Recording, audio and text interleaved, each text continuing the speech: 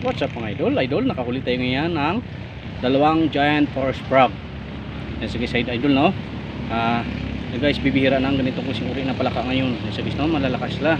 Malalaki. Yan sige guys. Oh, yan guys, oh. Malalaki sila. Yan sige guys, no? Captured natin sila. At kailangan guys, ludi ano, huwag natin sila saktan. At kailangan dumami pang ganitong klaseng uri ng palaka. Kasi nga nakakaiba ito guys. Ibang klaseng uri ng palaka sila. Nakatira lang ito guys sa malalaking bundok.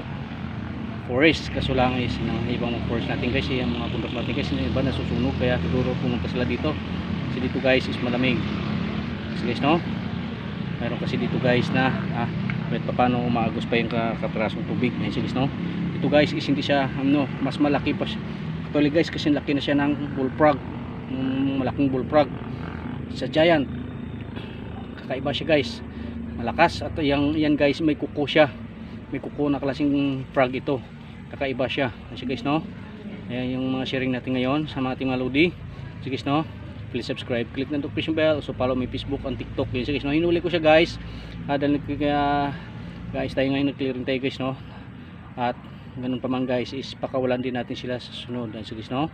At ito ang sharing natin ngayon ng kakaibang klaseng uri ng palaka. Guys, actually guys, is siyang kulay green and gold. So guys, oh, green and gold siya. Guys, no? Guys, may dumi lang sila, nilagyan ko sila ng tuyong lupa para lang naman is sila ay naging malusog. Yes, guys, no? Ako kumbaga hindi sila masyadong madulas. Guys, hindi ko na sila hawakan kasi nga masyadong mailap na sila. Itong isa guys is nahawakan natin siya at the time. Pero ito guys, yung mga klaseng uri ng plaka guys na actually guys, masarap to.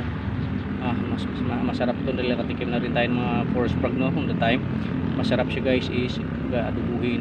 Pero sila guys is kukunti na lang kasi endangered na sila, no?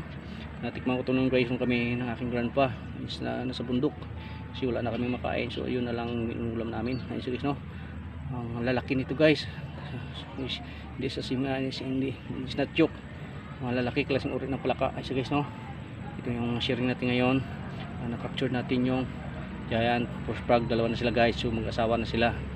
So yung mga kailangan natin guys, tawag ko sila guys para sila ay dumami. Is not actually guys, so sobrang ilap nila guys, no? Kailangan natin silang kumaga pakawalan. Na time na maghanap tayo ng pwesto na karapat-dapat nilang pagtitirhan nila. So guys, no?